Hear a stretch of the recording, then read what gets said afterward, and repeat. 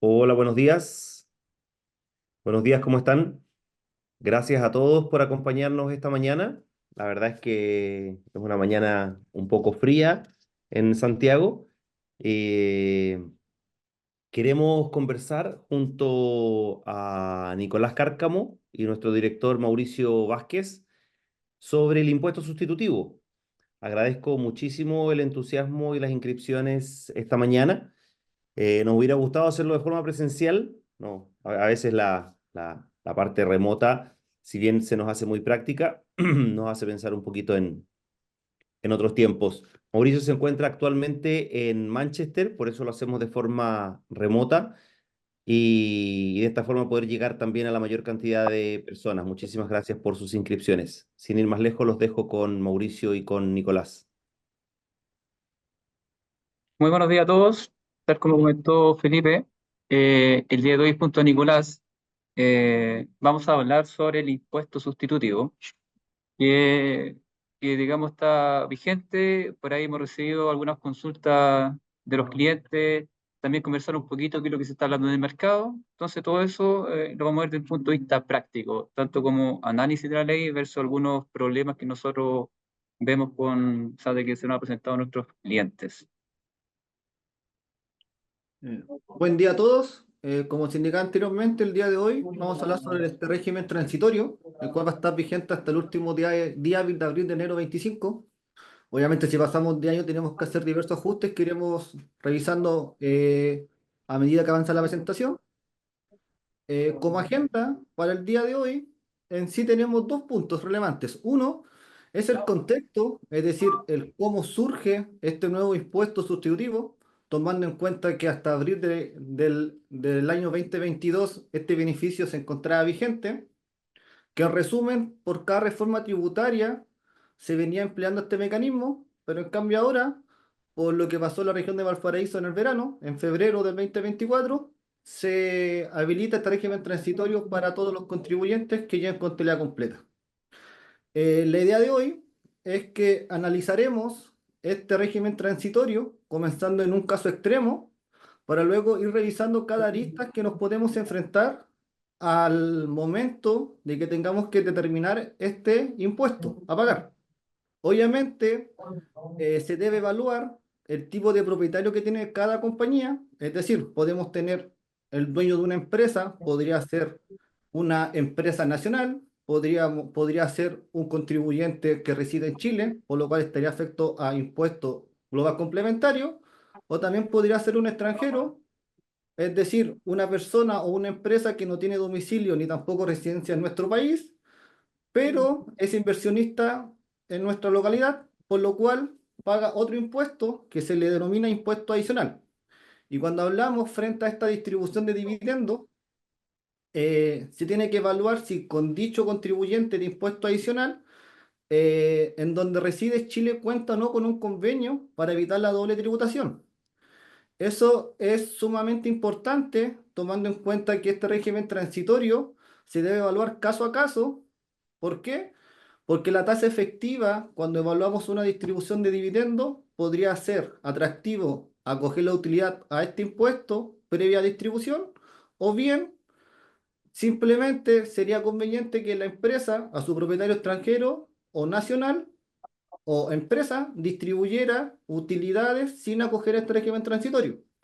Por lo cual, eso es lo que queremos abordar el día de hoy, tomando en cuenta que hemos realizado diversos análisis al interior de la firma y hemos tenido varias conversaciones con nuestros clientes evaluando el caso a caso. También hay que recalcar que este es el tercer impuesto sustitutivo que está vigente en nuestra legislación, se podría decir, en los últimos 8 años aprox.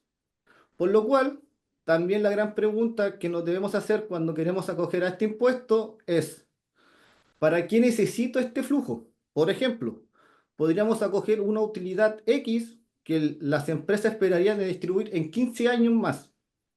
Entonces ahí la recomendación con los clientes: evaluemos el valor presente, por ejemplo, para ver qué es más atractivo. Pago el impuesto hoy día, es decir, lo adelanto con este régimen transitorio para distribuir en 10 o 15 años más, o bien en los próximos 10 o 15 años más, simplemente distribuyo bajo las normas generales.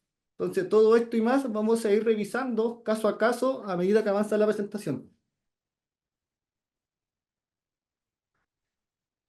Así es, Nico. Efectivamente, como bien se señaló, un poco de historia.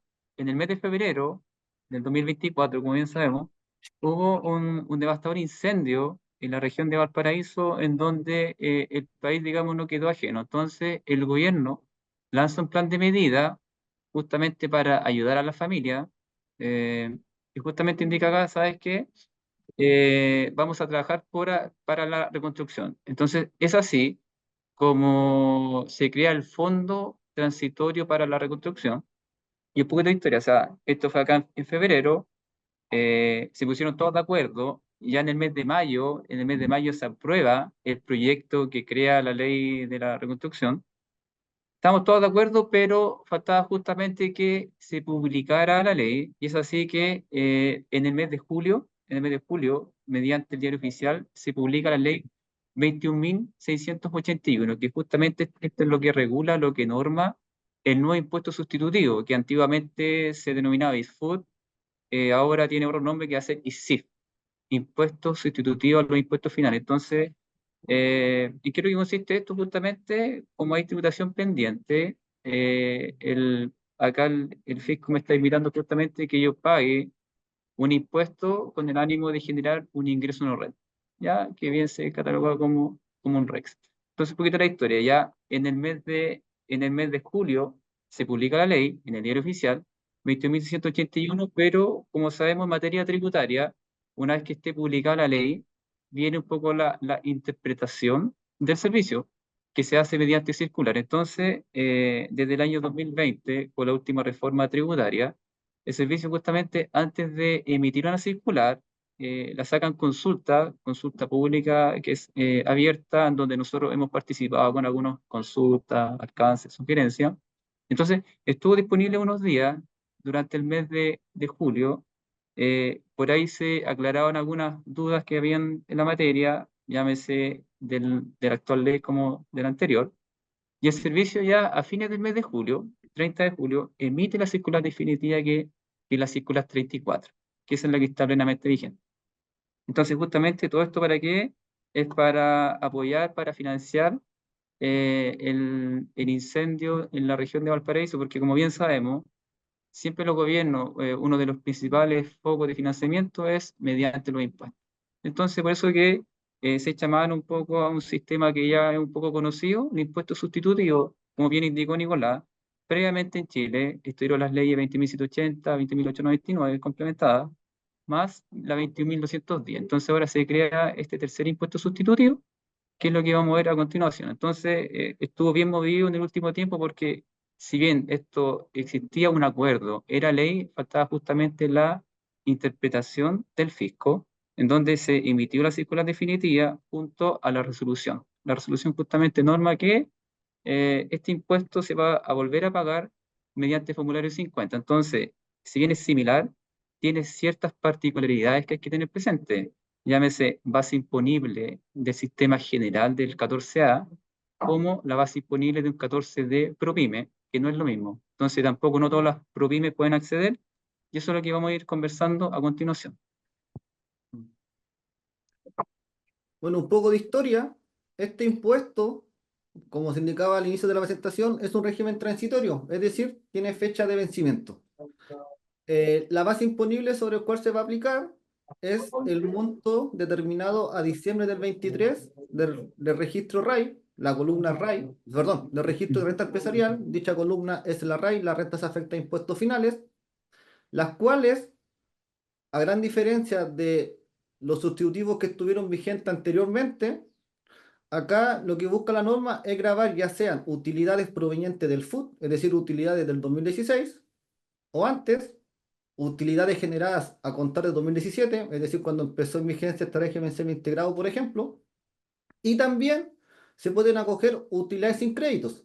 Por eso volvemos a hacer el llamado de que, ojo, esta adopción a impuesto sustitutivo debe ser evaluado caso a caso, dependiendo de mis saldos contenidos en mi registro de tarjeta empresarial y también mis saldos registrados en el registro SAC, en el saldo acumulado de créditos. Un poco de historia. Como se indicaba, mediante las leyes 20.780 y 20.899 estuvo vigente el ITFUT hasta abril del 2017. La mecánica de cálculo con la ley 21.210 también eran similar. La gran diferencia es que en el primer sustitutivo la tasa podía ser variable o bien una tasa fija de 32% con rebaja de los créditos. Con la ley 21.210 la tasa de impuesto ascendía a un 30% con rebaja de créditos. En ambos casos, el monto máximo susceptible a acoger se podría decir que era la utilidad registrada en el FUT. Ahora bien, con la ley 21.681, que indicaba Mauricio en la lámina anterior, este beneficio, como indica la ley, está vigente desde abril del 24, pero para términos prácticos, el pago ha estado disponible desde el 30 de julio. ¿Por qué el 30 de julio? Porque en dicha fecha el Servicio de Impuesto Interno, mediante resolución exenta, habilitó el formulario 50, 2 líneas para pagar este impuesto. Y eso es sumamente importante, porque la normativa indica, al igual que lo anterior, es que una vez pagado el impuesto, la utilidad se va a considerar con tributación cumplida y va a estar disponible para ser distribuida. ¿Por qué es importante este punto? Porque hemos tenido casos que algunos contribuyentes han hecho el símil con los impuestos mensuales. Es decir, si yo quiero coger en agosto, mi impuesto sustitutivo lo pago en septiembre. Y eso no es así, debido a que la fecha del pago debiese ser la fecha del formulario, por ejemplo. Entonces, si hoy día, 27 de agosto, yo me quiero coger a sustitutivo, hoy debo hacer el formulario 50 para pagar este tributo. Y a partir del pago va a estar disponible la utilidad. No es que yo tenga que ir a declarar mi F50 en septiembre por un impuesto sustitutivo que yo estoy acogiendo hoy día. Y el monto máximo, a diferencia de los anteriores sustitutivos, va a ser el monto registrado en la columna RAI al 31 de diciembre de 2023 con diversos ajustes que igual iremos revisando. La tasa de impuesto, para esto tenemos que diferenciar. Si la empresa que se va a acoger está en el régimen semi-integrado, su tasa va a ser de un 12% sin derecho a crédito. Es decir, el monto susceptible que se pretende acoger por 12%. El monto que se acogió sustitutivo menos el impuesto del 12% va a ser la utilidad disponible para ser distribuida post pago de este impuesto. Y tenemos el segundo caso, que son las empresas 14T número 3, pero que deben llevar contabilidad completa, no contabilidad simplificada. Y para ellos, la mecánica de cálculo va a ser similar a la anterior. Es decir, al monto susceptible o el monto que la compañía está cogiendo, lo va a tener que incrementar la base imponible con un crédito en el cual tenga registrado en su registro SAC, y esa va a ser la base imponible sobre la cual se va a tener que practicar el 30% y posteriormente rebajar los créditos. Sí, efectivamente acá, complementando lo que indica Nicolás, si bien el sistema es un poquito similar, pero tiene ciertas características que justamente lo hacen diferenciarse de los anteriores. ¿Por qué? Pusimos acá la historia, que es el 1 y el 2, en donde con los impuestos sustitutivos previos era requisito el hecho de tener un saldo de FUT, o bien STUT, como se denomina actualmente. En cambio ahora, no es requisito justamente poseer un saldo de STUT. Esto perfectamente puede convivir el hecho de tener el RAI y no STUT. De hecho, fue una de las preguntas que se le hizo al servicio cuando estuvo en consulta pública, y el servicio después ratifica mediante la emisión de la circular de que no es requisito tener saldo de STUT. Dice, ojalá usted posea STUT, pero el hecho, si usted solamente posee RAI, igualmente usted se puede acoger. Entonces eso lo diferencia de los dos impuestos sustitutivos previos. ¿Ok? Y lo otro como se ve atractivo es en el caso de empresas que tengan solamente RAI sin crédito, porque el hecho de que no han pagado previo, o sea, un crédito previo, tampoco es requisito para poder acoger a impuestos sustitutivos. Entonces, bien como señaló Nicolás, uno tiene que evaluar acá, digamos, por cada cliente, se hace caso a caso, no hay una materia justamente para decir, ¿sabes qué? Me conviene o no pagar el impuesto sustitutivo. Nosotros estamos poniendo, digamos, todas las cartas sobre la mesa o sea, básicamente con qué es lo que se pueden encontrar. ¿Ok? Y finalmente, también para tenerlo presente que si bien tengo tasas de impuesto distintas, va a depender un poquito de la base imponible. Porque a nivel del 14A, yo tomo el RAI, que como bien señaló Nicolás, y lo vamos a explicar a continuación, si bien la normativa indica, oye, tienes que tomar el RAI, el saldo del 2023, y ahí después viene una letra que se especifica en la circular, te menciona, oye, tienes que tomar el RAI y los créditos declarados, en el fondo, son los que se debieron declarar. Entonces, igual deja un poco abierta la ventana que si es que uno reprocesa esto, igualmente debiera considerar acá los saldos que debí declarar. Entonces, ¿a dónde quería ir? En el caso del 14A, la base disponible va a ser solamente un RAI depurado, que se le llama un RAI 2.0, sin incremento. En cambio, en el 14D3, con contabilidad completa, recordando que puede ser contabilidad, si usted inicia en actividades, justamente le va a preguntar al servicio si es contabilidad completa o contabilidad simplificada. En este caso, los que se pueden acoger son con contabilidad completa. Entonces, acá se hace el símil un poquito que se están yendo las utilidades hacia impuestos finales. Entonces, cuando yo tengo utilidades sujetas a impuestos finales, tomo la base como dividendo retiro y tengo que incrementar el impuesto de primera categoría, en el fondo el crédito. Entonces en el 14 de 3 incremento el crédito, con eso digo una base imponible, por lo tanto la base imponible dependiendo del régimen son distintos, ¿ya? Y por eso que las tasas también cambian. En el D3 puedo utilizar como crédito el impuesto que está incrementado, en cambio en el 14A la tasa es fija de un 12%. Mónico. Y también mencionar de que, al igual que lo antiguo sustitutivo, la forma de ejercerlo obviamente es a través del F50 y se puede ejercer en más de una oportunidad. Es decir, por ejemplo, podría pagar hoy día el impuesto sustitutivo sobre una base de un 20% RAI y mañana o el mes siguiente acojo un 20% más y así sucesivamente. Es decir, puedo hacer un formulario como podría hacer 10 o más para pagar este Sí, tributo. y por ahí más o menos responde un poco a la consulta que estaba ahí acá en el podcast, que menciona si es que para efecto de acoger al ISFUT o al ISIF actual, real, o tiene que ser de una vez. Y acá la normativa indica que justamente puede ser en forma parcializada.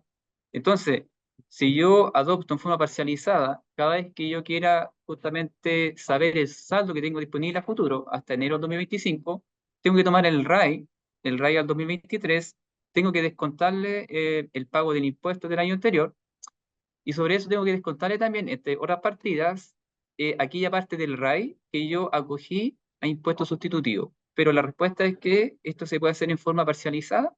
Lo importante es que la fecha final, esto culmina en enero del 2025. ¿Ya?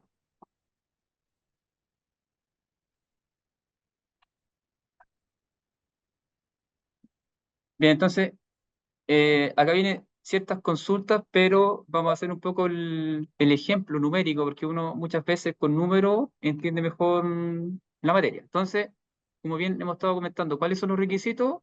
La normativa indica la ley 20.681 más la circular 34 del servicio, menciona que se pueden acoger contribuyentes del régimen general del 14A como del 14D3. Lo que vamos a ver en esta slide es netamente 14A. Entonces, tiene que estar en el régimen semi-integrado, que es lo que está destacado con amarillo, y en el número 2 son contabilidad ProPyme. Entonces, una pregunta es, ¿cuál es la tasa de adopción del impuesto sustitutivo? Y como ya hemos señalado, la tasa va a depender del régimen. Tasa de un 12%, 14A semi-integrado, o bien una tasa de un 30% en caso de ProPyme, donde puede utilizar los créditos ya que están formando parte de la base imponible. ¿Cuál es la fecha culmine de adopción de este impuesto sustitutivo? La norma indica que es hasta el último día hábil de enero del 2025. Entonces, ahí también hay que tener cuidado, y de hecho lo vamos a ver, porque justamente está el caso, oye, ¿qué es lo que sucede? Y no sé si es que ustedes se están preguntando o no, pero ¿qué sucede? Porque si es que yo tomo, por ejemplo, si es que yo acojo en el 2025, ¿cierto? Tengo 2025, pero estoy trabajando con saldos del 2023, quizá como que se me desvirtuó un poquito el tema del RAI, quizás lo puedo incrementar, quizás lo puedo disminuir, y acá el servicio justamente se pronunció, donde entrega dentro de los anexos y dentro de la materia de la circular menciona, ¿sabes qué? Tienes que tomar acá el RAI del 2023, pero tienes que hacerle ciertas depuraciones. Entonces me dice, súmale el reajuste a la fecha en la cual uno se va a acoger, pero es el único signo que está sumando, porque todas las demás partidas son réstale esto, réstale dividendo, réstale lo que acogiste previamente de iFood. Y también acá menciona, en el caso que tú te acojas en el 2025, y justamente puede ser una de las preguntas de ustedes, si ustedes se acogen en el 2025, tienes que descontarle el RAI del año, en el fondo tienes que descontarle al RAI del 2023, en esta depuración 2.0, tienes que descontarle la pérdida tributaria del ejercicio 2024, sin considerar la pérdida de arrastre. En el fondo, solamente la pérdida del ejercicio 2024 hay que descontarle al RAI del 2023, cosa de tener un RAI depurado, disminuir ese RAI al 31 de diciembre del 2024 o bien en enero del 2025. También se le consultó al servicio, oye, ¿qué es lo que sucede si es que yo recibo dividendos, si es que recibo retiro? Obviamente eso me va a incrementar el RAI, y ahí el servicio menciona, no, yo solamente permito que disminuir el RAI, por ejemplo, con la pérdida tributaria, pero si tú obtuviste una renta líquida positiva, esa renta líquida positiva no incrementa el RAI. Entonces siempre disminuye, y solamente puede subir el RAI por la corrección monetaria a la fecha en la cual se acoge. Entonces eso es súper importante, dependiendo de la fecha. Si lo voy a coger en el 2024, efectúo ciertas depuraciones, pero si paso hasta enero del 2025, tengo que restar la pérdida tributaria del año 2024. Si es que obtuve renta líquida, nos incrementa el RAI. ¿Perfecto? Ahora vamos a pasar un poco al ejercicio numérico, que esto muchas veces es lo que se está analizando en el mercado, nosotros también lo estamos viendo con nuestros clientes. Por ejemplo, están visualizando 4 columnas.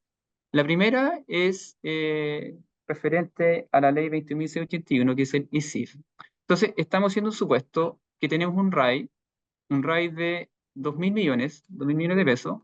Entonces, quiero determinar cuánto va a ser el flujo que voy a cancelar y cuánto es lo que tengo disponible para llevarme libre de impuestos. Entonces, como bien señalamos, ¿cuál es la base imponible del ISIF en el régimen 14A, régimen general? Tengo los 2.000, incremento no aplica porque no soy ProPyme, perfecto. Por lo tanto, la base imponible son 2.000. Luego el impuesto a pagar es el 12%, que es a todo evento.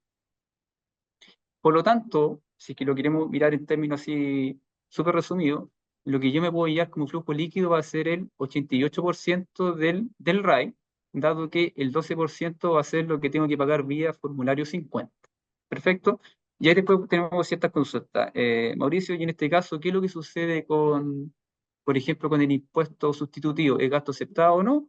Y acá, al igual que los ISFOT anteriores o con el actual ISIF, la normativa señala que ese impuesto que uno cancela vía formulario 50 no es gasto aceptado. Adopta la calidad del impuesto a la renta. Tengo que hacer un agregado vía renta líquida en caso de estar contabilizado como gasto. Hay empresas que con los impuestos anteriores lo dejan contabilizado en gasto. Hay una empresa que lo dejan contabilizado en patrimonio. Pero lo importante es que la ley señala que esto no es gasto aceptado, no es gasto del artículo 31, para tenerlo presente. Por lo tanto, la tasa efectiva en términos de base disponible es de un 12% respecto a la base disponible. Después tenemos justamente el comparativo.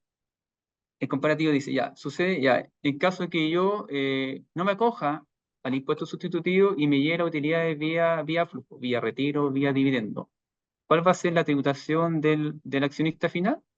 Y ustedes van a encontrar básicamente que tengo 2.000 y luego los créditos que tengo en mi registro tienen que formar parte de la base disponible, que son 740, por lo tanto tengo una base disponible de 2.740. Luego, aplicando el tramo máximo del 40%, ocupando el crédito del 5% que están en los últimos años, llega un flujo líquido de 1.500 y lo importante es que la tasa efectiva es mayor. Tengo un 17,45. Ahora bien, si usted se compara con la tercera columna, si que se dan cuenta, si que ven el final, tenemos la misma tasa efectiva, la misma carga impositiva. ¿Y cuál es la razón?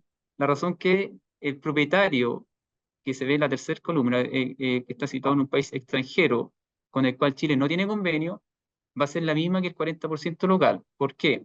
Porque al estar situado en un país donde Chile no hay convenio, no puede utilizar el crédito, o sea, ocupa el 100, luego restituye el 35, tasa efectiva 65, y hasta ahí llega un poco la tributación del accionista extranjero. En cambio, acá en Chile, ¿cuál va a ser el tema? Va a ocupar el crédito 100%, restituye 35, la tasa va a ser 40, pero cuando estuvo la modificación en el último año, cuando pasamos de un 35 a 40, y no se modificó la tasa de adicional como quedó en 35, acá en la ley quedó solamente para los inversionistas locales tendrán derecho a un 5% de crédito en la medida que reciban dividendos, retiro incrementado con los créditos del año sujetos a restitución, superior a 310 UTA. Entonces, en el caso 2 y 3 son iguales, porque en el caso 2 tiene un crédito adicional, y en el tramo 3 o en la columna 3 no hay un crédito porque es solamente aplica para el local, para el chileno. Y después tenemos en el cuarto ejemplo un extranjero que está situado en un país con el cual Chile sí tiene convenio, y si se dan cuenta, con la misma base de decir ceteris paribus para hacerlo comparable, tenemos que, si es que se lleva todas estas utilidades, los mismos 2.000 en incremento, tiene una tasa efectiva de un 8% a pagar, ¿cierto? El impuesto a pagar son 219, pero en términos porcentuales va a pagar un 8. ¿Y por qué paga un 8? Sabiendo que arriba es 35%, al igual que el caso anterior, es porque acá ocupa el 100% del crédito, que son los 740. Se incrementa siempre en un 100%, luego cuando se utiliza como crédito, es de donde viene la restitución. Entonces, en ese caso, como ocupa el 100% en la restitución, le sale más barato que respecto con el cual no tiene convenio. Entonces, es un 8%. Entonces, si es que yo analizo justamente estos números, no me conviene quizá ocupar impuestos sustitutivos, dado que lo que voy a pagar finalmente van a ser tasas distintas. O sea, en el último caso tengo un 8. Y poniendo acá un quinto ejemplo, que se nos ocurrió recién acá con Nicolás, ¿qué sucede, por ejemplo, si es que usted tiene IPE, impuesto pagado en el extranjero, que son los que se otorgan cuando se pagan utilidades, y es con una tasa de un 8%? En el fondo es lo que excede respecto al impuesto de primera categoría, como en términos súper prácticos. Si es que la empresa tiene IPE disponible o bien recibe un dividendo antes de pagar utilidades, la normativa indica que uno tiene derecho a otorgar crédito del 8%. En el fondo otorgo 27 más el adicional de un 8. Entonces, en el quinto caso, sería que si yo tengo IPE, la tasa efectiva va a ser cero. ¿Ya? Entonces, justamente, dependiendo la situación, uno tiene que analizar para decir que es conveniente o no de acoger sustitutivo o bien pagar retiros, dividendos en forma normal. Complementando el quinto escenario que indicaba Mauricio, hace un par de semanas con el equipo revisamos una situación similar en donde el cliente pretendía coger el 100% a sustitutivo, pero revisamos su registro y efectivamente tenía crédito 2017 y tenía crédito IPE. Entonces, en resumen, la recomendación al cliente es: puedes acoger utilidad a este régimen transitorio, pero desde X monto. Es decir, por ejemplo, si tú hoy día quieres distribuir 1.000 millones, esos 1.000 millones, por el solo hecho de tener crédito IPE hacia el exterior, tomando en cuenta que el dueño de la empresa está en el exterior, con el cual Chile sí mantiene un convenio para evitar la doble tributación, por lo cual no aplica restitución, el impuesto a pagar a título de impuesto adicional va a ser cero. Entonces, para dicho cliente, el camino atractivo sería coger sobre dicho monto. ¿Por qué? Porque si yo agoto los créditos 2017 en conjunto a este crédito IPE, el impuesto adicional va a tender a cero. Por eso es importante, y volvemos a recalcar, que este impuesto sustitutivo debe ser evaluado caso a caso. Por ejemplo, en la segunda columna sería la misma historia. Estos escenarios base que nosotros planteamos a los clientes en primera instancia son los casos extremos. Tengo el 100% de crédito y acojo el 100% a este régimen transitorio. Pero si tuviéramos, en vez de 740, tuviéramos cero de crédito, la tasa efectiva obviamente se incrementa de inmediato y se podría incrementar hasta un 40%. Por eso es importante revisar, ya sea mi columna RAI a diciembre 23, pero también tengo que revisar los créditos y así evaluar qué crédito busco extinguir en el régimen 14A y qué crédito podría utilizar como incremento si es que acojo y soy una empresa de régimen ProPyme general. También, eh, o sea, creemos o bien inferimos que los criterios adoptados con el sustitutivo que estuvo vigente hasta abril del 2022 deberían ser similares a los criterios a utilizarse en este sustitutivo, con la excepción de que la mecánica de cálculo y confección del registro tiene algunas salvedades. Y también creeríamos de que si un contribuyente se lleva, o sea, un propietario de una empresa se le distribuye sustitutivo y al otro propietario se le distribuye RAID, por ejemplo, si la proporción de participación se respeta, no tendría que haber inconvenientes, tomando en cuenta pronunciamiento de impuestos internos que decían lo mismo con el sustitutivo que estuvo vigente de la ley 21.210. Y posiblemente aparezcan las empresas que cotizan en la bolsa y nuevamente empiecen a enviar cartas a los propietarios si es que se desean o no acoger al sustitutivo. Entonces, una grandes interrogantes de este régimen transitorio también sería, ¿quién se hace cargo del impuesto? Ya sea la empresa que está cogiendo el sustitutivo o bien el propietario de la compañía. Cuando la circular estuvo en consulta pública de norma, varias personas consultaron lo mismo, pero la circular en ese punto no se hizo cargo textualmente, pero sí tenemos pronunciamientos del sustitutivo anterior que nos podrían llevar a tomar decisiones.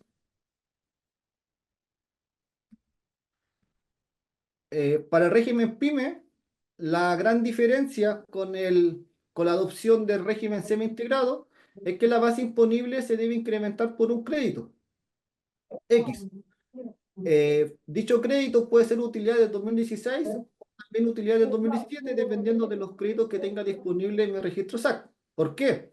Una cosa es decir, los 2.000 millones tienen derecho a crédito de 286.000 pesos, por ejemplo, pero todo va a depender si es que en mi registro SAC tengo eso como crédito. Por ejemplo, si tengo 100 millones de crédito, voy a poder solamente incrementar en 100 y no los 286 millones. Es decir, la tasa efectiva nuevamente se vería afectada. Nico, acá, un poquito. Acá justamente señalar que, para ejemplos prácticos, y es lo que justamente se menciona a veces en la prensa, siempre se hacen acá con los tramos máximos, porque justamente, ¿qué sucede si es que hay un propietario que está en el tramo exento? No va a tener pago, entonces en ese caso le conviene quizás retirar, porque dado de que no va a tener acá un pago al fisco. Entonces, siempre estos casos se van a encontrar a nivel de la prensa, considerado, o sea, considerando siempre el tramo máximo, ¿ya? Entonces, en este caso es 40%, que es lo que va a estar afecto al lado complementario. Uno de los comentarios que vi recién acá en las preguntas, y que justamente lo menciona el circular, si que se dan cuenta en el 14D3, que es el que está mostrando Nicolás, menciona que se debe hacer un incremento equivalente a la tasa del 12,5. O sea, si usted aplica 2000, el 12,5%, el 2000 no le da, porque hay que ocupar el factor de incremento. En el fondo va a ser 12,5 dividido en 87,5. Pero la particularidad justamente de este régimen ProPyme es el siguiente, y justamente el servicio acá puso el caso. ¿Qué sucede? Y era una de las preguntas que está acá en el chat. Dicen, ¿qué sucede, por ejemplo, si es que yo me acojo en el 2025, en enero, porque tengo un plazo hasta enero del 2025, pero como bien sabemos, cuando tengo un cambio de régimen, que va a ser en forma voluntaria tengo plazo para avisar al servicio hasta abril. Entonces, en este caso práctico va a ser abril del 2025. Entonces, sabiendo si es que yo cumplo uno con los requisitos, pero como tengo plazo, imagínense que yo voy a avisar al servicio el 20 de marzo, 20 de abril, 10 de enero. Entonces, lo que indica la norma indica, señala lo siguiente, ¿sabes qué? Tienes que aplicar el factor de incremento de la tasa con el cual se va a pagar el impuesto en el año comercial. Entonces, si yo venía con un régimen 14A, al 3 de enero estoy con el régimen 14A, pero yo sé que cumplo los requisitos para hacer 14D3, lo que yo voy a aplicar acá va a ser la tasa, el factor del 25%. Entonces, en ese sentido, si tengo un cambio de régimen, o bien si es que espero, si estoy en el mismo régimen ProPyme actualmente, y espero a enero del 2025, lo que va a suceder es que voy a tener un potencial mayor crédito. Es decir, si espero el próximo año, es probable que esos 286 se multipliquen por 2, dado que la base imponible, el crédito no va a ser el mismo, o sea, la mecánica sí, pero señala, ¿sabes qué? Tienes que aplicar el factor de incremento respecto a la tasa con el cual vas a pagar el impuesto. Como estoy en el 2024, voy a pagar el impuesto con un 12,5%, independiente que lo pague el próximo año, pero la tasa vigente de este año es un 12,5. En cambio, es justamente lo que está abarcando la circular menciona. Si tú, por ejemplo, en enero del 2025 todavía no te cambias, porque tienes plazo hasta abril, tienes que ocupar la tasa del 25. independiente que venga con un régimen 14A. Entonces, solamente para tenerlo presente que el servicio, por más que yo sea 14A y cumplo con los requisitos y sé que me voy a cambiar, como sé que voy a pagar con un 25%, el servicio menciona, ya, perfecto, entonces me vas a otorgar un crédito equivalente al 25%. Entonces, ahí ustedes se pueden estar consultando, oye, pero entonces me conviene esperar al próximo año, dado que voy a tener un mayor crédito. Entonces ahí nosotros acá les indicamos, tienen que tener cuidado porque justamente el servicio igual trató ese punto en la circular y señala que si bien el incremento va en función del RAI, tengo que tener cuidado con el tope que tengo disponible en el registro SAC. Porque si tengo disponible el registro SAC, con este mismo caso, tengo 157 y el factor de incremento es 286, en ese caso siempre considero menor, entonces va a ser 157. Es decir, potencialmente el próximo año puedo ocupar un 25%, o bien este año ocupo un 12,5%, pero siempre teniendo presente el tope que tengo disponible como registro SAC. ¿Ya? No es llegar y aplicar tasa e incrementar. Solo Vamos para bien. aclarar, cuando comentábamos este caso, cuando le digamos, hizo el tema del crédito IPE, era no en función de que cuando yo coja sustitutivo voy a poder ocupar ese crédito IPE, ya sea como rebaja el impuesto si soy pyme o se va a extinguir en el régimen semi-integrado. La idea de este cuadro era reflejar el análisis que tenemos que hacer con nuestros clientes sobre qué resulta más atractivo. ¿Acojo un sustitutivo o bien pago un Mm, dividendo? Entonces, si va a pagar un dividendo o analizar sustitutivo, lo importante es confirmar si mis créditos que tengo disponibles en mi registro SAC cubriría o no el impuesto a pagar en cuanto a una remesa o bien una distribución de dividendos. mm. Nico, ¿Sí? aprovechando un poquito lo que está acá en la imagen y que me acordé un poco de la experiencia que hemos tenido con algunos clientes.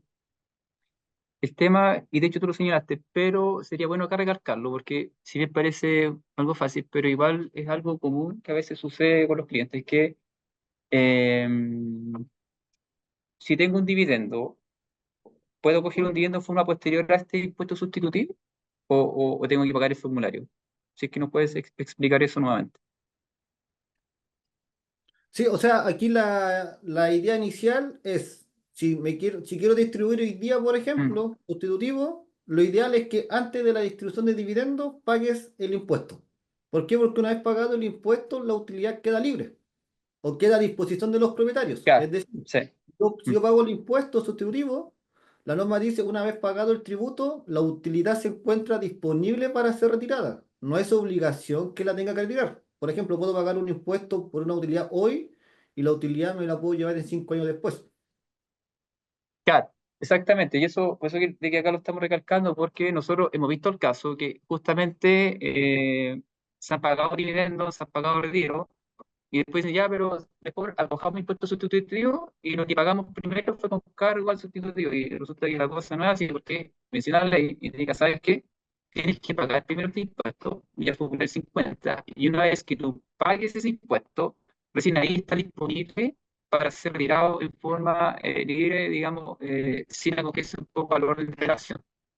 Porque eso es como el requisito, es decir, yo pago este 12% o pago este 30% de los créditos y genero un ingreso no renta que está catalogado como REX, que yo lo puedo retirar cuando yo estime pertinente, sin ir al tema del registro del RAI, de TAN, REX. Y lo retiro cuando yo quiera. Y también tomando en cuenta que podemos tener empresas en Chile que sus dueños son extranjeros y la empresa pretende acogerse a este régimen transitorio, es primordial que confirmen con el país donde están los propietarios si el impuesto sustitutivo igual se puede ocupar como rebaja para los créditos. ¿Por qué? Porque puede ser, claro, en Chile sale libre de impuestos, pero ese dividendo va a llegar al exterior y va a tener que tributar en su país. Pero también tenemos otros países de que los dividendos percibidos desde el exterior, por ejemplo, su origen en Chile, llega a un país X de Europa, independientemente de su calificación tributaria, el dividendo afuera no tributa. Entonces, lo que se busca en esos casos es el flujo líquido a remesar. Pero obviamente, si tenemos un país en donde sí se exige la certificación de los créditos, hay que evaluar bien, debido a que el impuesto sustitutivo es un impuesto transitorio, no es un impuesto renta fijo, se podría decir.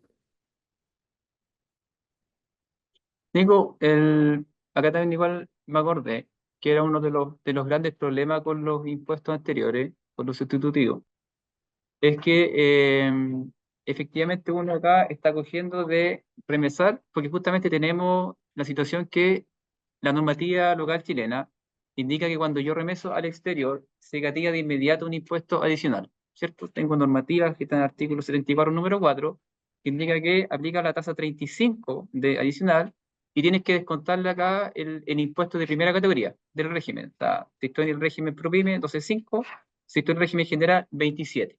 Después viene si es que hay convenio o no, por tema de los créditos en régimen general. Entonces, ¿cuál es el tema acá? Que el hecho de yo pagar este impuesto sustitutivo, y si yo quiero remesar, me libero un poco de esta retención vía formulario 50. Pero ¿cuál es el tema, o cuál fue un poco la problemática con los impuestos sustitutivos anteriores que se intentó abordar acá? Es que este impuesto sustitutivo que se pagó previamente no era acreditable en algunos países, en el extranjero. Por lo tanto, nosotros teníamos algunos clientes que señalaban, ¿sabes qué? Por ejemplo, con Alemania, si bien no tenemos convenio, y me sale más caro pagar un dividendo, retiro, afecto al régimen general, ese impuesto que yo estoy cancelando lo puedo utilizar, lo puedo acreditar como crédito en el extranjero. Por lo tanto, a pesar de ser más caro este retiro al régimen general, y yo puedo utilizar como crédito, a diferencia del impuesto sustitutivo que no es acreditable como crédito en el extranjero. Ahora bien, se planteó esa pregunta dentro de las consultas si es que se podía certificar algo y el servicio justamente abordó la circular que el impuesto pagado como sustitutivo puede ser perfectamente acreditable en el extranjero. El servicio va a ser una especie de certificado, pero ahí viene justamente el tema si es que ese impuesto va a ser efectivamente reconocido en el exterior. Por lo menos ya se avanzó indicando que justamente se puede certificar ese crédito para utilizarlo con aquellos países con el cual Chile tiene convenio. Así se refirió un poquito el servicio acá en la circular.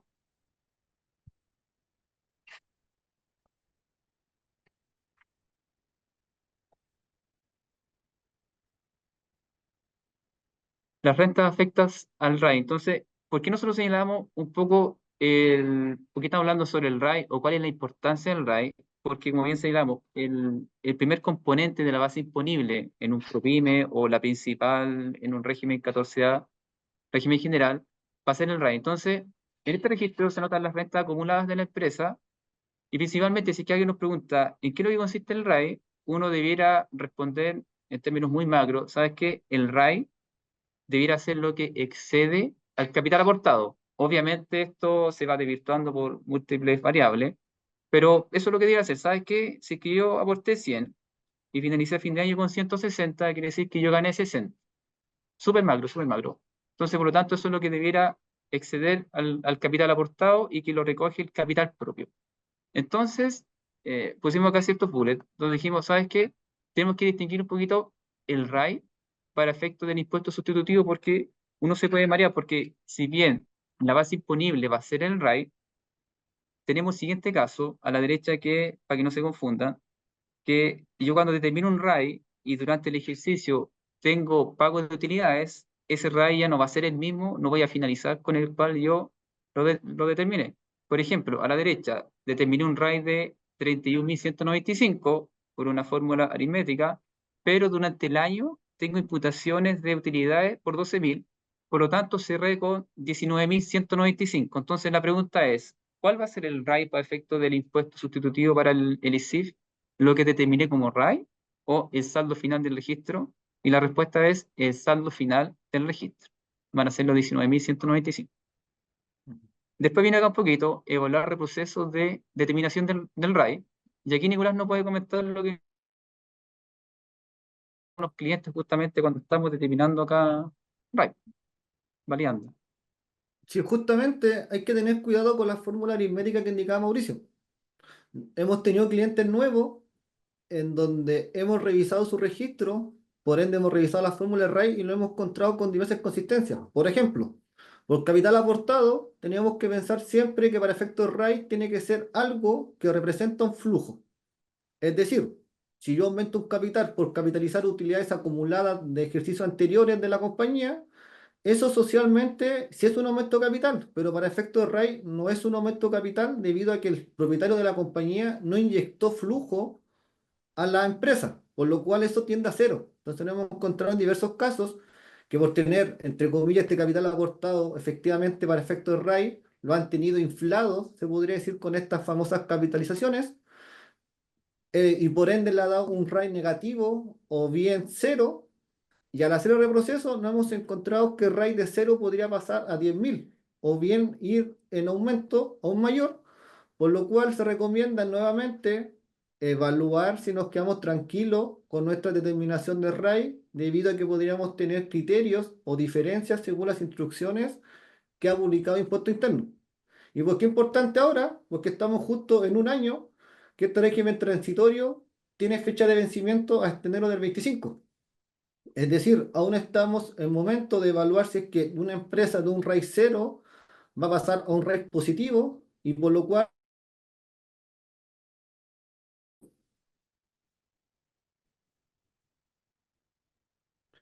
Gracias, Nico. también tenemos un caso, disculpa Mauricio, que estamos analizando una desproporción de dividendo, y al hacer todo el análisis, al final la empresa de tener un RAI cero terminó hasta con un RAI positivo. Entonces, por lo cual tuvimos que hacer todo unos reprocesos y presentaciones ante impuesto interno para zanjar esta diferencia.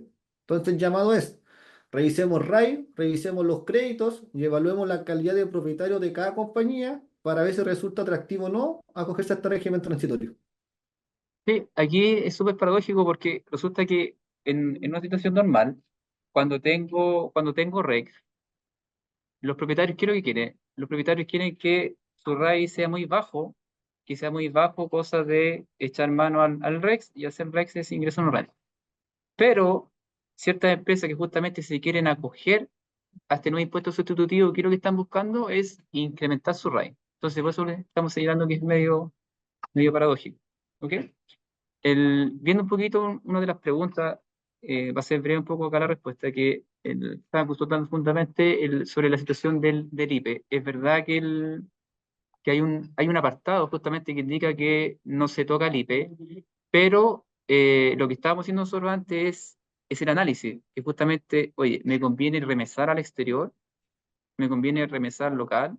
Entonces, en el caso que nosotros planteamos fue netamente un ejercicio donde tengo IPE y lo estoy utilizando cuando remeso al exterior. Perfecto, esa era como un poquito la mención del IPE. Después, dentro de ciertas consideraciones, que esto es lo que estamos señalando acá, que por más que uno tenga un RAI declarado, ese RAI debería tener acá la trazabilidad justamente, de tener la certeza de que está bien, porque yo lo voy a estar acogiendo a impuestos sustitutivos. Entonces, ¿por qué se puede modificar acá este RAI? Se puede modificar, y lo menciona la circular, por procesos de fiscalización. Si es que por ahí encuentran alguna diferencia, obviamente voy a tener alguna incidencia en mi saldo de RAI. En el caso de empresas 14D, solamente para tenerlo presente y para que vean de que no fue un error, si bien la normativa, la metodología de cálculo que viene más adelante, señala que tanto 14A, régimen general donde se aplica corrección monetaria, aplica artículo 41, versus 14D3, en donde el régimen PROPYME no aplica corrección monetaria, igualmente para efectos de hacer los cálculos tienen que corregir. Eso está medio raro, pero es lo que salió acá por ley. Y análisis del RAI y sus créditos para adopción del ISIF, ahí hay que tener cuidado justamente si tengo pagos de utilidades previo a acoger a ISIF.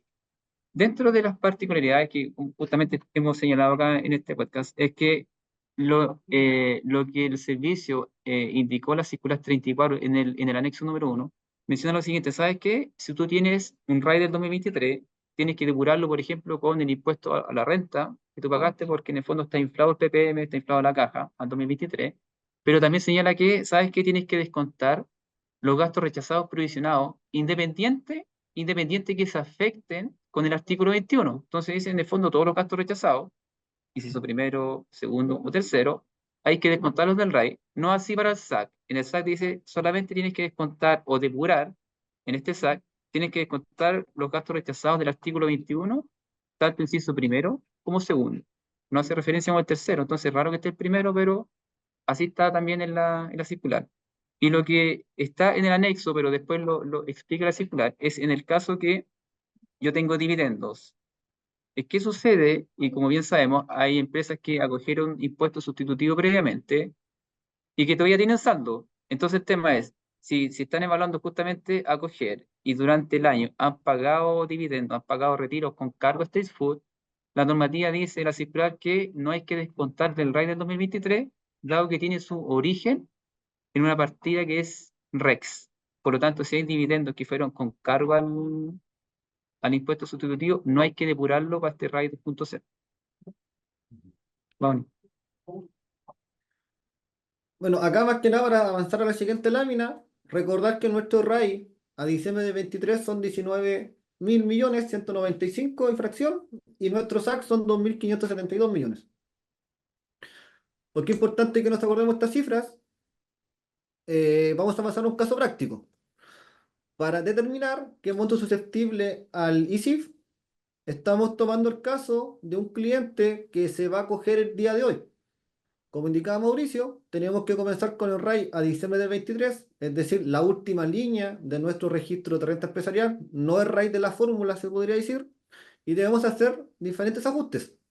Más que nada, es decir, ojo, como yo voy a pagar el impuesto sustitutivo hoy día, yo ya sé que al día de hoy mi RAI inicial ha tenido algunas disminuciones de capital. Por ejemplo, distribución de dividendo en abril. Como lo voy a coger en agosto, yo ya sé que mi RAI inicial ya tiene una imputación. Independientemente que la calificación tributaria en el SEMA integrado o en el PYME se defina al final del ejercicio, pero este es un supuesto que la normativa te hace ejercer. Entonces, tenemos que rebajar la distribución de dividendos y también el impuesto renta pagado en abril, por ejemplo. Como la adopción es en agosto, para este caso práctico, nuestro saldo inicial de RAI debemos corregirlo del IPC inicial hasta agosto, es decir, 1,3%. Tanto la distribución de dividendos como el impuesto renta pagado en abril, ambos fueron pagados en abril, obviamente, su IPC a agosto es de 1,2%. Es decir, el monto máximo que esta compañía podría coger al ISIF, ¿cuánto sería? 8.050 millones. Pero también sabemos de que la empresa pagó un dividendo, por lo cual la normativa para el régimen semi-integrado y también para el PYME te hace realizar un ajuste al saldo acumulado de crédito. Recordad que para el SEMA integrado, el crédito asociado a la utilidad que yo voy a coger al ISIF se va a extinguir, que después vamos a ver qué se entiende por extinguir, pero para el régimen PYME, en vez de que el crédito se extinga, tú lo puedes ocupar como incremento para tu base imponible del ISIF y luego rebajarlo como crédito. Obviamente la tasa en el semi-integrado es de un 12% y en el régimen PYME es de un 30%. Ahora bien, el ajuste al SAC, que se va a extender extinguido, ¿qué va a ser? Va a ser nuestro SAC disponible al 2023 menos el crédito al que tuvo derecho la distribución de dividendo previo, es decir, 1.572. Esto es sumamente importante. ¿Por qué? Imaginemos de que en abril yo pagué un dividendo tal que indirectamente consumí los 2.572 pesos iniciales. Entonces, como yo pagué en abril un dividendo sobre el cual en agosto, según esta mecánica de cálculo del ISIF, yo ya no tengo crédito disponible, cuando yo haga la determinación del impuesto sustitutivo, si soy régimen semi-integrado, el crédito que se va a entender extinguido va a ser cero. Y en cambio, si soy pyme, al no tener crédito a la fecha de la adopción de este régimen transitorio, el incremento también va a ser cero. Por eso es importante que depende de cada compañía y también de los sucesos que hayan realizado previamente a esta adopción. Otro ajuste al SAC o al RAI también podría ser. Previo a agosto, la compañía se divide. Como se divide, debo traspasar cifras de registro también a la nueva compañía que nace producto de la división. También es una forma de que el SAC se podría ir ajustando y también el RAI. La determinación de este impuesto sustitutivo, como hemos revisado anteriormente, es el monto a acoger, que en este caso estamos acogiendo el máximo, es decir, puedo acoger estos 8.050 millones una vez o 10 veces o más, pero el plazo de vencimiento va a ser hasta el último día de abril de enero 25. A la base imponible, si soy semi integrado, lo multiplico por el 12%, por lo cual me va a quedar un flujo líquido de 7.084 millones.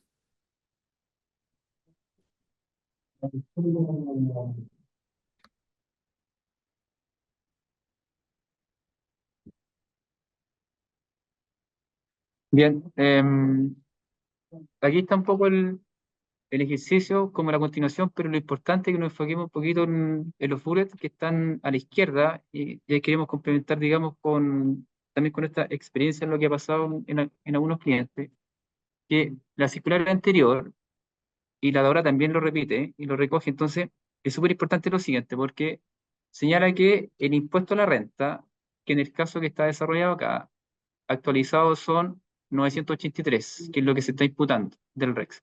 Generé un impuesto sustitutivo de 8.185, que lo descuento del RAI. Hay un procedimiento que hay que corregir, deflactar, después anual. Entonces, llego con un impuesto sustitutivo de 8.185, pero eso es lo que no está disponible sujeto a retirar, porque la normativa indica que hay que descontar el 12% en caso de ser el 14A. Entonces, descuento los 983, pero hay otro elemento que está en la circular y que también viene de la anterior, y que menciona que cualquier gasto de financiamiento directo hay que descontarlo de esta columna. Entonces, aquí hay que tener cuidado porque nosotros hemos tenido empresas, y si usted igual está pensando, hay muchas empresas que no tienen flujo, llámese por problemas económicos o bien porque tienen todos sus activos invertidos, ya, llámese en depósito a plazo, en instrumentos financieros. Entonces, muchas veces sale más barato pedir un préstamo bancario que estar rescatando estas inversiones. Pero si usted consigue un préstamo bancario, la normativa, como está acá, menciona que esos intereses de un préstamo debieran descontarse acá del REX. Entonces hay que tener cuidado porque justamente si usted pide un préstamo, le va a generar intereses y esos intereses debieran rebajarse de la columna del REX. Entonces, alguna ayuda de memoria es que una vez pagado el impuesto sustitutivo, no se entiende retirado, no es que se atribuya, sino que queda disponible. Entonces queda disponible para ser retirado a futuro. Y aquí está la segunda cajita, donde dice financiamiento para el pago del ISIF, es que si es que hay un préstamo de por medio, habría que analizarlo porque puede afectar el efecto del impuesto sustitutivo. Respecto a los retiros desproporcionados, que había una pregunta en el chat, lo respondemos a continuación. En la ley anterior, en la 21.210, quedó los artículos transitorios que los IFUT 20780 y 20899 quedan justamente bajo el tema de la regulación de retirada en función a los porcentajes de la participación societaria.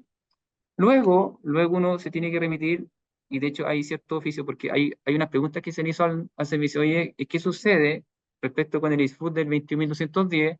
Ya que nada dice respecto al tema de los retiros desproporcionados. Entonces ahí el servicio respondió, y puede ratificar Nicolás, que se puede retirar libremente, pero en la medida respetando un poco la caja que está disponible.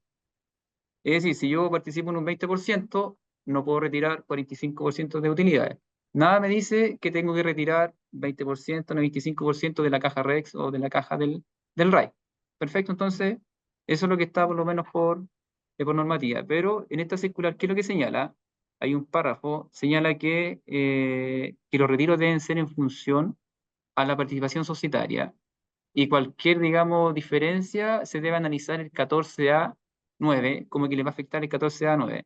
Pero si ustedes leen el 14A9, es netamente para contribuyentes de impuestos globales complementarios, no es para empresas. Entonces, para que tengan presente justamente cuando exista de proporción, si es que les afecta o no. Después tenemos los últimos tres casos, Nico, si me puede ayudar con eso. Bueno, ¿Contarían más que dólares? la película con tela en dólares, tened cuidado sobre cómo se confecciona el registro, ya que se debe utilizar el tipo de cambio inicial y el final para la confección. Eh, También, ojo, se recomienda realizar escenarios de valor presente, que era lo que comentábamos al principio. ¿En cuántos años yo espero retirar esta utilidad? ¿Por qué? Porque podría resultar más beneficioso distribuirla por régimen general más que anticipar hoy día mismo el impuesto. Y también la segunda pregunta sería, ¿para qué el propietario necesita esta caja? Por ejemplo, pensemos en un caso extremo de una empresa que es SPA y tiene un único accionista que es una persona natural chilena. La empresa, para pagar el sustitutivo, tuvo que hacer un retiro de unos fondos mutuos para determinar la caja para el impuesto y también retiró más fondos mutuos para pagarle el dividendo a este accionista chileno, nacional. Y el accionista nacional lo percibe libre de todo impuesto, pero él va, toma esta caja y la invierte en el mismo fondo mutuo. Si la estructura o la figura va a ser de esa forma, tal vez no sea atractivo para el accionista acogerse al sustitutivo, o bien recibir la caja del impuesto sustitutivo, es decir, una caja libre de impuestos por dividendos. ¿Por qué? Porque lo que él está recibiendo libre de impuestos lo va a invertir en un instrumento financiero, el cual le va a dar la misma rentabilidad que le estaba dando en la empresa fuente, en la empresa que era SPA, y por ende va a tener que volver a tributar en su impuesto personal. Entonces la pregunta ahí también es, ojo, ¿para qué necesito el flujo? ¿En cuántos años los voy a gastar, se podría decir? Y también en qué es lo que espero invertir, ya sea en un instrumento financiero, por ejemplo, depósito a plazo, fondo de inversión, en acciones, etcétera, o bien para invertir en algún proyecto nuevo, por ejemplo, alguna construcción o algo similar. Y con respecto a la declaración del F22 y la certificación de propietarios, aquí tenemos que tener cuidado con los cruces, ya que sabemos que cada vez el servicio se va actualizando más en cuanto a sus cruces numéricos de saldo inicial con saldo final.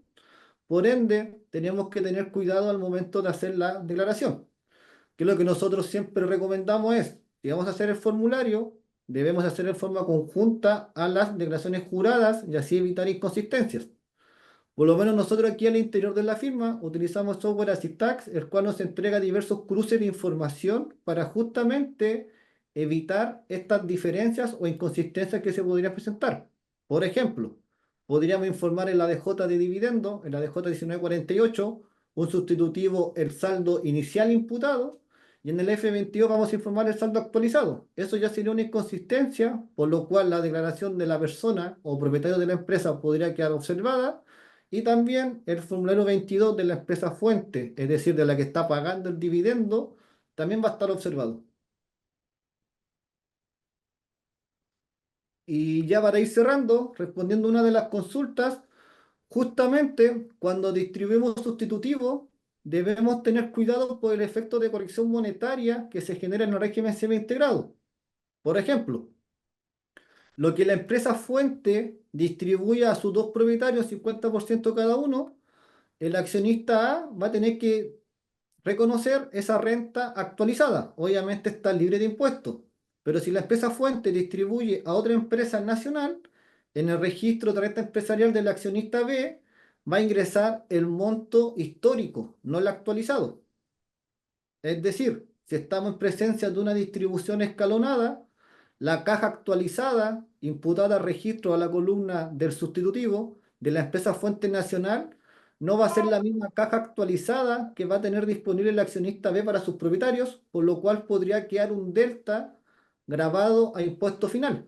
Y eso fue uno de los grandes interrogantes que dejó el sustitutivo de la ley 21.210. Y ahí el servicio, mediante un oficio, se pronunció y dijo, ojo, una cosa es que tú te acojas al impuesto sustitutivo según ley X, y otra cosa muy diferente es que el orden de imputación según las normas vigentes del artículo 14A o 14D número 3, tú al término del ejercicio las debes respetar.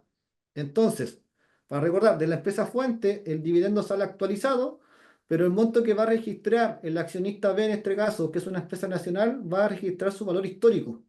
Por lo cual debemos tener presente si esta empresa nacional va a distribuir para arriba a sus propietarios de impuesto final. Y si lo va a hacer y pretende distribuir la misma utilidad, el monto que registre B como valor histórico debería ser el valor actualizado para los accionistas y así evitar cualquier inconsistencia de corrección monetaria, lo que conllevaría que estos accionistas pagaran impuesto final. Nico, aquí un poquito, básicamente esto es como el problema que venía de la época de los retiros en exceso, porque normalmente sucedía en la empresa de inversión, en donde eh, recibo 100 y luego retiro 100 en el mismo mes. Entonces, justamente había muchos clientes que indicaban, oye, pero Mauricio, si yo recibí 100 y retiré los 100, no puedo tributar. Entonces, justamente por el orden que está acá, mencionas que, ¿sabes qué? Tienes que, cómo funciona el fútbol, cómo funciona ahora el registro, todos los ingresos son históricos. son a fin de, claro, ingresan histórico a fin de año, pero la salida tengo que actualizarla al cierre, no así los ingresos, porque así está la normativa básicamente, ¿no? Claro. Bueno, y como un breve resumen, la empresa que se acoge a este régimen transitorio, una vez pagado el impuesto, la utilidad queda libre para ser retirada, libre de todo impuesto. El desembolso por este impuesto es una partida del inciso segundo del artículo 21, es decir, se asimila a un impuesto renta, por ejemplo, el tratamiento tributario. El monto acogido a este régimen transitorio debemos de reclasificarlo, es decir, cambiar de RAI, llevarlo al ISIF. Y el monto líquido del ISIF puede ser distribuido sin respetar el orden de imputación. Es decir, puedo tener RAI y tengo ISIF, pero el accionista A distribuye ISIF en primera instancia y al B le puedo distribuir RAI, independientemente de la fecha. Y del punto de vista de los perceptores de estas rentas, libres de todo impuesto, para impuesto final, obviamente se libera del impuesto final, ya sea lo complementario o adicional. Para el caso del impuesto adicional, como se libera de su tributación del impuesto adicional, no está obligado a hacer retención según el artículo 74, número 4. Y los contribuyentes afectos a impuesto renta, el dividendo debe ser registrado en su registro, en la columna ISIF, que en algún momento el servicio debería pronunciarse si va a sacar una columna nueva de registro o va a utilizar las dos que están vigentes para poder incorporar esta cifra. Y la gran pregunta que queda, que es a raíz de un oficio del 2017, que te indica, ojo, si tú generas ingresos, ya sean por venta de instrumentos o por dividendos percibidos que tengan cargo al REX, te da luces o uno podría inferir que también tendría que hacer el ajuste del gasto uso común. ¿Cuál es este? Es como el IVA no recuperable o el IVA, mejor dicho, el IVA de uso común. ¿Cuál es? Yo de mi 100% de ingreso tengo que diferenciar cuánto porcentaje representa mis ingresos de régimen general y cuánto porcentaje representa mis ingresos a sustitutivo, por ejemplo. Dicho porcentaje de sustitutivo debiese también de determinarlo a los gastos de régimen general debido a que para yo poder generar todos estos ingresos que tiene la empresa anualmente, indirectamente incurrió en un porcentaje para hacer gastos para ingresos de régimen general e indirectamente incurrió en gastos para la generación de esta renta.